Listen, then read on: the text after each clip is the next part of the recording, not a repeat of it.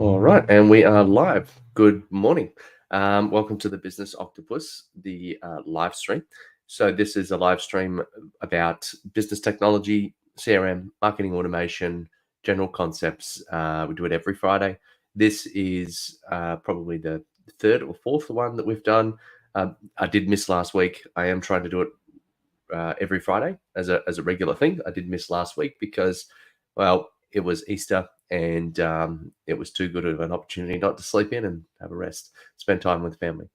So on today's live stream, we're going to be talking about community building and why no one likes an empty restaurant.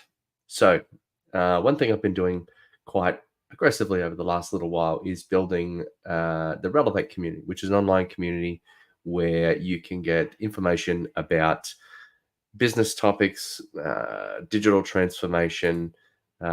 Here's a little link on the bottom of the page. And basically, it's a place to network with other business owners, a place to communicate, share ideas, ask questions, etc. Now, community has been a really excellent thing, and I've implemented this for a number of other organizations where they need to share information, they need to get their people involved, engage with their community and stakeholders that are around them. So, how do you get one off the ground if you've got no one? Well, it's actually a lot of work, but once you get the ball rolling, then that momentum really just picks up and things just get better and better, and it becomes so much easier. I would say in the first instance, you need to have an audience. The next thing is you need to have like I was saying, no one likes an empty restaurant. You need to have some community members. You need to build a core. You need to build a couple of initial people in your group that are going to become advocates for you and for your community. So when you are creating an online community, you need to first establish trust. So you either have an audience that is offline, that could be your email database, that could be social posts that you're putting on LinkedIn, it could be a WhatsApp group that you're running.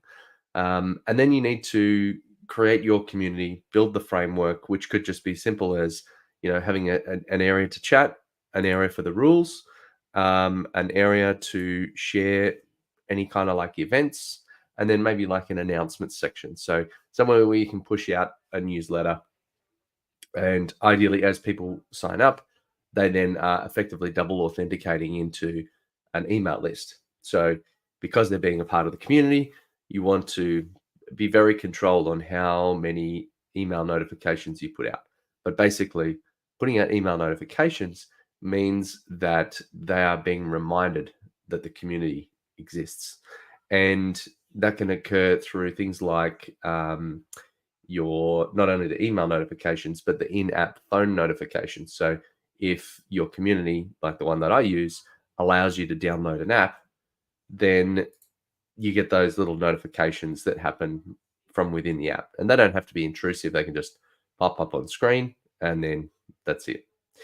So having a community platform that allows you to connect people, ideally you don't want it to be empty either. So you need to have some seed content. So that is a few articles, a few pieces of or posts or videos or images or pieces of content that when someone turns up, there's something for them to see.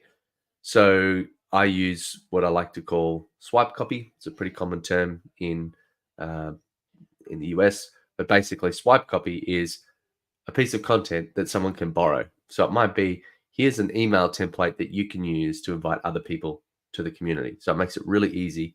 You've kind of given them, or you've kind of given your community the power to build the community. You also need to think about who the community is for and how you frame that. You need to build rules, but you also need to ask the community what they actually want from it, because you might have this idea of building this one particular thing, but you don't know what they want to get out of it unless you ask them. So find a few, you probably have a few core members. There might be friends, there might be, close customers, there might be, partners of some kind. And then once you've got that core group, that's when you can Start asking them questions, getting their feedback, asking them to invite other people. And if you can reward and incentivize it, and that's in some way, now that can be done monetarily or it can be done with gamification. So say for example, someone invites somebody else, then they get the title of, like a special tag or a badge or something that says this person is someone who will help activate the network. They're a mover and shaker. You can also give them a special founders tag or something like that for those early members. So you probably want to get a few people in for free early on, or give them some incentive to turn up. Maybe give them an extra bonus or half price or whatever. But getting people into your community, this is if you're monetizing it, is pretty essential early on. And I think you you want to get maybe like 10, 20. It depends on your kind of audience, but you need to have enough people in there that other people can see that interactivity. Other people can see the conversation that's happening between two people over there or five people over there. And you can start that. You can trigger those conversations. You might grab a post and maybe pose a question that is something in a little bit of a gray area in your topic. Then, if you know that there's people in your community that would like to answer that, you can find two people who could also answer that and tag both of them. And that's powerful because now both of them are incentivized to answer the question and potentially answer it better than the other person. So you're kind of pitting these people against each other to, one, get engagement, two, get some really good content in there, but three, start showing evidence that this community is alive. Start showing that there are people engaging that can provide good answers. So being able to force your community, well, not force, but like guide your community to grow itself. That's ideally the goal here. You want to create a movement, not be the sole person putting content in. If you are the only person driving this forward, and that would be the case for a very long time, maybe not that long, but like for the early stages while you're trying to get this thing off the ground, you will have to force it.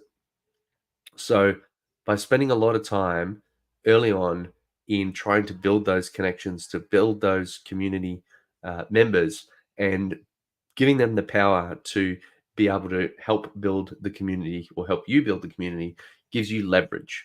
So one person inviting other people, that's great. They've only got one uh, person's worth of time and effort and energy that they can put into it. But if you then have five people inviting people, but ideally you want to try and build like a pyramid or a chain or a chain reaction type of event. So one person invites one person who then invites one person. That's a lot of power because now if we can extend that chain of invitation, now we can grow the group exponentially. So if you're going to grow a community, try not to be the only person driving the thing forward. Find someone who is your internal community champion. Make them a community manager. Give them a special tag, give them a special title, and just say, be yourself. Be the amazing person that you are. Like you probably have someone who's already highly engaged. That would be the best person, right? If they get it, if they understand your mission, what you're trying to achieve, that champion, that person, that community manager, you just tell them, look, I'll give you free for life membership, incentivize it for them or some other sweetener. It depends on how big your community gets and how much time investment it is. You could do like a stipend or a stipend, however you want to say it, which could just be a small, monetary motivation every now and then just to, $100 a month, $200 a month, 1,000, you choose. But it's a way to get people in your community to really drive it forward. Because if you are the one growing your community and you are the only one growing in your community, it's going to fail. Well, it may not fail, but you probably will. You'll burn out because you're trying to produce so much content. You're trying to engage people at all hours of the day and the night. And then it would just become so much work that you'll give up. Ideally, the concept of a community is that you build it and run it as a community, and that all of the other people that are in your community are assisting you in making that thing grow. So if you are creating a space that allows not only you to put content in, but you're providing a platform for people around you to also demonstrate their value, get their questions asked and answered, um, helping each other with templates, guides, just building relationships, telling a joke, having a laugh, hearing the stories of those other people around them. Community is really about connecting people. So, whilst your community might have a focus, so that, for example, the Relevate community has a focus of digital transformation and educating business owners and building connections and networks. Now, whilst that's our lens that we apply to it, there's still just people. So they're still going to come in, say hello, get to know each other, have a little bit of a chat, have a joke, and having that relationship, having that connection is a powerful thing. And in particular, with people that are like-minded or in a similar ilk to you. So if you've got other business owners, you're kind of going through the same struggles, or maybe you're going through different things at different times, and you can learn from each other. So the person who's just gone through hiring their first staff member now can share their experience, what they found stressful, what they wish they had, and they can share that with the person who's just about to hire their first salesperson or team member or whatever. So maybe even though the type of hire may not be correct, some of the experiences around hiring might be so much better. Hey, we've got a comment here. Yes, Ross, thank you. Nice work. Yeah, just 5 people, invite 1 each, and then you've got 10. And then imagine those 10 invite 1 each, and now you've got the 5 plus the 10. There's, was that 15? Actually, if 10 invite 1 each and they all join, so that's 25. So it's like cell expansion. When you go to school and you do biology, and they do the cell expansion. It's 2, 1 becomes 2, 2 becomes 4, 4 becomes 8, 8 becomes 16, and it just grows exponentially from there. So my point mostly about that is, you might invite 1 person each and they may not come. But the point is that you're not the only person who is trying to grow and expand and push the effort of growing a group or connecting people. Or, it's like friends going to the park or the pub. If it's much better if you've got a few people rather than just going by yourself. So invite a friend, that friend brings another friend, and that doesn't always work out, but at least you've got the opportunity to connect with people. And ideally, people who have a similar mindset or concept or set of thoughts, or a frame with which they approach life. So like business owners may come from very different walks of life. They're all very different types of people, but we have something in common, and that's something worth connecting over, because now we're all trying to get through a shared experience. We need to reflect upon each other's opinions, thoughts, ideas, experiences, and come up with our own way of doing things. So there's 2 types of learning in the world. There is explicit and tacit. So explicit is something I can read in a textbook. It's something that's written down. Maybe there's a photo, maybe there's a video. That's something that you can share. But then there's tacit knowledge, and that knowledge is something that needs to be experienced, like driving a car. I can read all the books in the world on driving a car, but until I do it, I don't really know it. And I'm going to stuff it up. Right? You've got to get the pressure right on the clutch pedal. You've got to look at all these things that are happening around you. You've got to, even just the fine muscle movements of turning a key in a lock.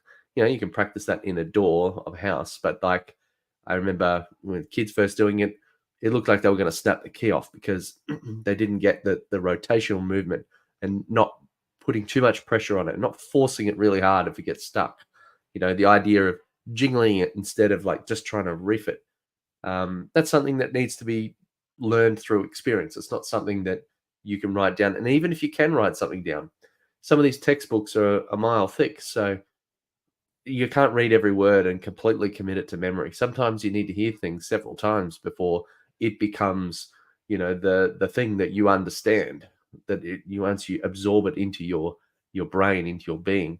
So that's kind of what community gets to do. It gets to be that repository that kind of keeps bringing up the right things and surfacing information. It's like if you've ever done university studies. Yes, you get the textbook that fat, but you only go through about that much of it. You only go through maybe like 100 pages of a 1,000-page textbook. So you're not going to read every single page. You're not going to look at every single item. You're going to look at the things that are most relevant to your studies. Whereas there's so much information in the world, how do you know where to go? So rather than trying to get all of the information all at once, you have to kind of guide your way through to the most important ones, grab that, and try to absorb it as fast as possible. And if you don't have the right information, ask people that know, where do I find this thing? Like, I think it was Thomas Edison that said, I don't need to know everything. I just don't need to know where to find everything, or where to find the information for it. Or even Albert Einstein, something about books and libraries, right? You don't have to have every book committed to memory. You just need to know the system on how to find that one bit of information.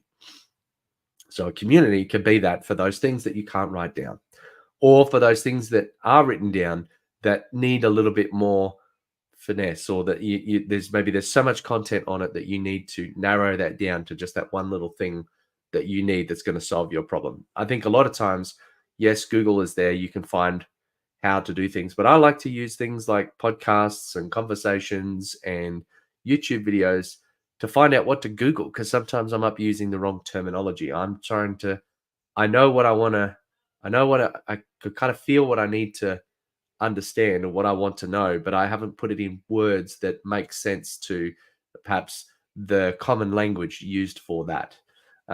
So I need to listen to 3 or 4 people talk about it, and then they might use a particular terminology that I'd not tried before. And then I jump onto Google, and then boom, there is 10,000 articles on exactly the thing that I was trying to find.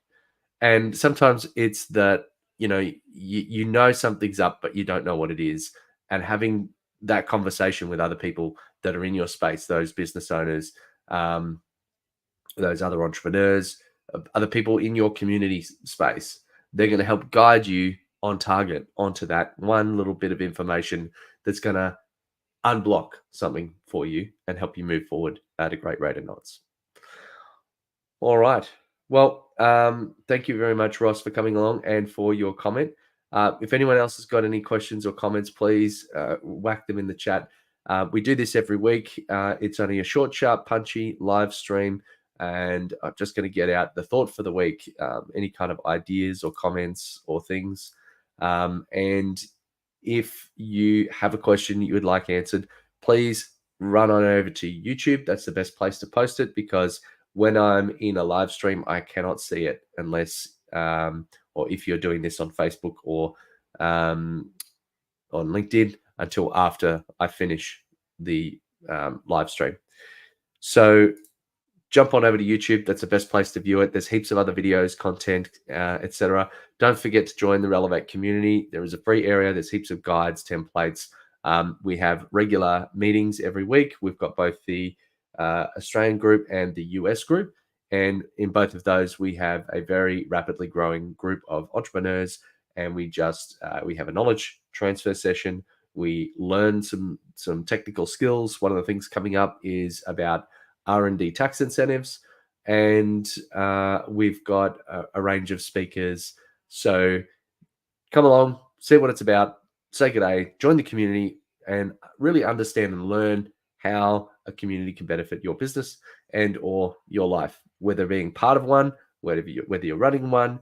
In any case, we are all better together. And we have another comment. Fantastic. Thank you very much, Ross. Yes, Ross is part of the community, and really appreciate your supportive words there. All right. Well, in any case, that's it for today. So I'll see you next Friday. And if you've got any questions in advance, please send them through, and I'll be sure to address those next week. Anyway, thank you and take care.